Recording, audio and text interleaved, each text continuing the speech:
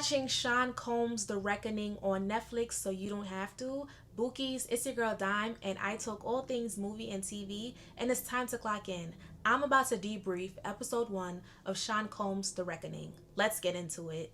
Alright, so boom. Very early in the episode, we learned that at the age of 19, Sean Combs dropped out of Howard and he decided that he wanted to start dancing in videos and become a mover and shaker in the industry because times were changing.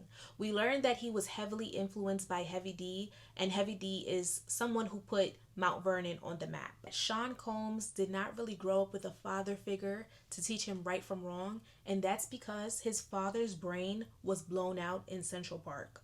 Sean grew up very Harlem, quote unquote, and his mother would drape him in fur and fly clothes. Being that Sean knew he wanted to get into the industry when he was young, he decided that he needed to get next to important people. So Sean decided to get next to Andre Harrell, who was the founder of Uptown Records, and Andre ended up giving Sean a internship at Uptown Records.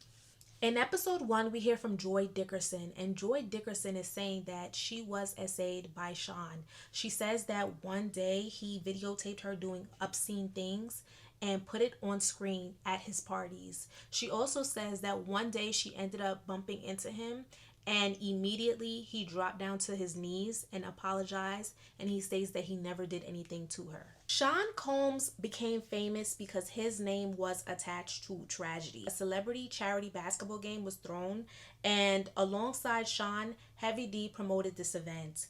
Thousands of people was trying to get into the gym. However, the gym was at capacity, and ultimately a stampede happened where 9 people was unalived and many people were injured. Sean ended up convincing Andre Harrell to do A&R at Uptown Records, and his first responsibility became Jodeci.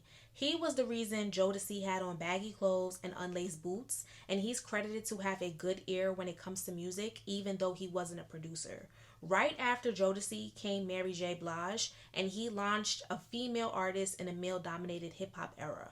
Sean made hits and visuals happen, and very quickly he rose to the top in Uptown Records, and in 1992 he became VP of A&R and artist development. Sean puts on his Mr. Steal Your Girl cap once again, and he ends up talking to Misa, and Misa is Justin Combs' mom.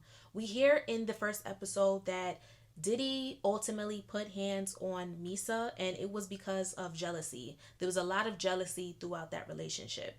We then learned that Puff became too big for Uptown Records, and Andre and Sean ultimately started to rift. And even though Andre was like a surrogate dad for Sean, he ended up firing Diddy. Now, even though Sean was fired by Andre, the caveat was that he was able to take Biggie with him. And right after that, that's how Bad Boys Entertainment started. Juicy dropped the summer of 94, but it didn't take off as much. However, Big Papa dropped in 95, and ultimately that's what skyrocketed Biggie.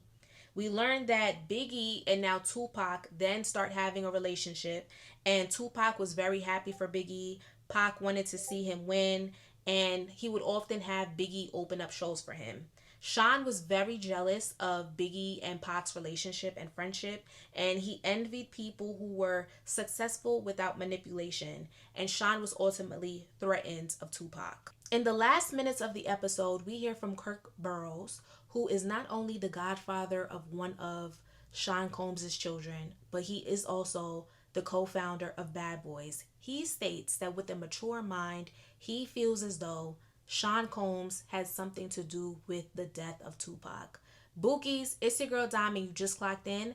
Be sure to text me in the comments and let me know if you're watching Sean Combs' The Reckoning, and let me know your thoughts on everything that I stated in this video, because we must discuss. You already know it's your girl Dime, and it's been real. If you are ready for the part 2, drop some popcorns in the chat. But Bookies, you just clocked in. Be sure to like, follow, and subscribe.